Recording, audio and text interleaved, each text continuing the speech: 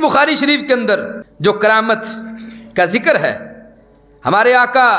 حضرت محمد مصطفیٰ صلی اللہ علیہ وسلم فرماتے ہیں، حدیث نمبر 3436، رسول پاک علیہ السلام لم یتکلم فی المہد الا ثلاثۃ،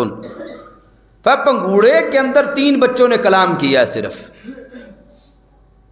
ہم نے تو آج تک کبھی پیدا ہوتے ساتھ بچے کو بولتے نہیں نہ دیکھا کہ وہ زبان سے گفتگو کر رہا ہو، رونا تو علیحدہ بات ہے کہ وہ بڑوں کی زبان میں بات کر رہا ہو اور اس زبان کے پھر الفاظ بھی ہوں۔ ہمارے آقا علیہ السلام فرماتے ہیں 3 بچوں نے کلام کیا، ایک تو عیسیٰ علیہ السلام کہ انہوں نے کہا قال انی عبد اللہ آتانی الکتاب وجعلنی نبیا، فرمایا میں اللہ کا بندہ ہوں، رب نے مجھے نبی بنایا ہے، رب نے کتاب عطا فرمائی۔ اب یہ پنگوڑے میں کہا، رسول اکرم صلی اللہ علیہ وسلم فرماتے ہیں کان فی بنی اسرائیل رجل یقال لہ جریج، بنی اسرائیل میں ایک بندہ تھا، اس کو جریج کہا جاتا تھا، نماز کا بڑا پابند تھا، اللہ کی عبادت کر رہا تھا کہ اس کی والدہ آ گئی،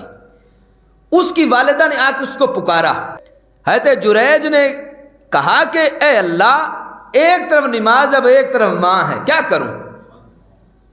اس وقت شریعت کے اندر، اس وقت کی شریعت کے اندر حالت نماز میں کلام بھی جائز تھا، لیکن انہوں نے خشوع و خضوع کی خاطر ماں کو جواب نہیں دیا کہ میں اللہ کی نماز پڑھ رہا ہوں۔ 3 مرتبہ ماں نے بلایا، جواب نہ دیا۔ ماں نے کہا کہ اے اللہ، جریج کو اس وقت تک موت نہ آئے جب تک یہ فاحشہ کا عورت کا چہرہ نہ دیکھ لے۔ تو ایک عورت ان کے پاس آئی اور اس نے گناہ کی دعوت دی،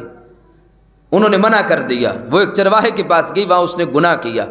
پھر اس نے بچہ جنم دیا۔ لوگوں نے پوچھا یہ کس کا بچہ ہے؟ اس نے کہا یہ جریج کا بچہ ہے۔ اب وہ لوگ جو پہلے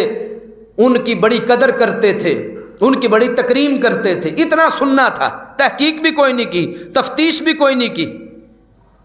فوراً دوڑے اور وہ انہوں نے جو اپنا عبادت خانہ بنا اس کو گرا دیا، ان کو برا بھلا کہا۔ آج بھی ہمارے لیے اس میں بہت بڑی ایک فکر ہے کہ کسی بندے کی سنی سنائی بات پر عمل نہیں کرنا چاہیے، بلکہ تحقیق ہو تو پھر انسان کو آگے بات کرنی چاہیے۔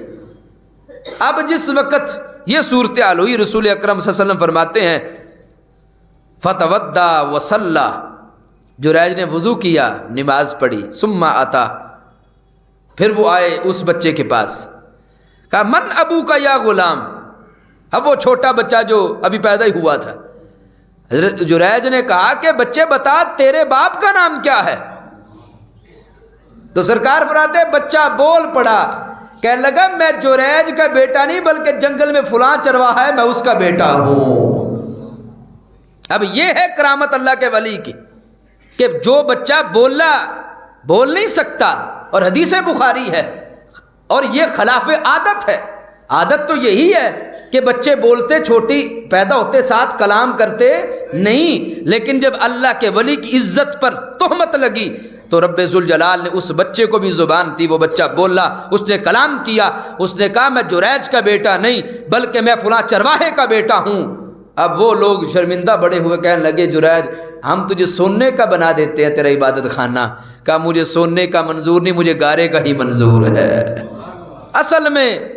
مسجد جتنی بڑی خوبصورت بنا لیں، سبحان اللہ، کیوں جب بڑی بڑی عمارتیں بلڈنگیں گھر بنے تو اللہ کا گھر بھی عالی شان ہونا چاہیے، لیکن اصل مسجد کی آبادی زیب و زینت سے نہیں بلکہ ان بندہ مومن کے سجدے سے ہوتی ہے۔